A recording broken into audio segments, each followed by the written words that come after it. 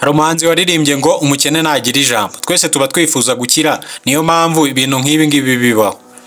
Iyo bita TMP yambuye abanyarwanda cyane ko abenshi bari barashoyemo amafaranga. Reba nk'aba ba agent. Bivuze ngo TMP nifunga nta mutaka gurasigara gufunguye. Bagize ngo ndi kubesha. Ngareka aba agent bose badahombye. Aba agent bose barahombye. None abona ari umu agent ukiri mu kazi se. Barahombye. Abantu bose bakoreraga baba agent. Bashize muri TMP bose. Nyuma y'iyo bita SCT yaje mu Rwanda nayo ikiba abanyarwanda, iyi ngiyi bita TMP bavuga ko ikora ibyo kwamamaza nayo byaje kurangira icucu y'abanyarwanda cyane ko bitazwi neza na nyirayo. Iyi ngiyi gusa nk'uko bigagarutsweho na Kenisi byavuzwe ko yamamaje.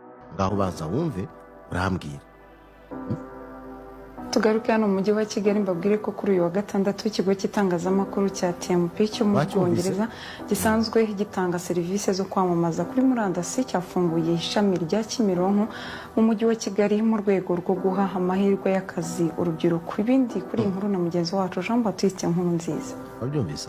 TMP aho ikorera hose ikorana n'inzego za leta. Mu mwaka wa 2002 Londres mu Bwongereza nibwo hatangijwe ikigo cy'itangazamakuru The Marketing Practice TMP aho gitanga akazi ku batari bake biciye mu kwamamaza kuri murandasi. Mu kwezi kwa gatanu mwaka ushize 2025 iyi kompanyi mpuzamahanga ya TMP nibwo yatangije ibikorwa byayo ku isoko ry'u Rwanda ndetse ifungura amashami mu turere twa Kayonza, Ngoma, Huye, Nyanza na Rulindo. Kuri uyu wa gatandatu tariki ya 14 Werurwe uyu mwaka wa 2025 gatandatu nibwo hafungurwaga ishami rishya mu mudugudu w'inshuti akagari ka Bibara umurenge wa Kimironko akarere ka Gasabo mu mujyi wa Kigali. Niyibigena Jean Bosco wo mu karere ka Rubavu na Muvunyi Diane wo mu karere ka Kicukiro ni bamwe mu bahawe akazi na TMP. Ku munsi nkora inshingano 15 nkinjiza ibihumbi 7,200 nkanjye bimfasha kwishyura minervare. Kwezi ninjiza hagati y'ibihumbi 200 na 250. Ari nabaro umuntu abanye mbasha kwishyurira amashuri amafaranga winjiza buri munsi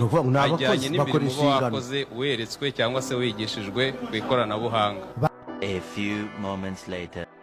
Ibi bije nyuma y'uko leta imaze igihe ikangurira abaturage kugira ngo birinde business nk'izi ngizi ziba zibasezeranya kubakiza vuba binyuriye mu gukora business nk'izi ngizi ziba zisa nkaho zidasobanutse.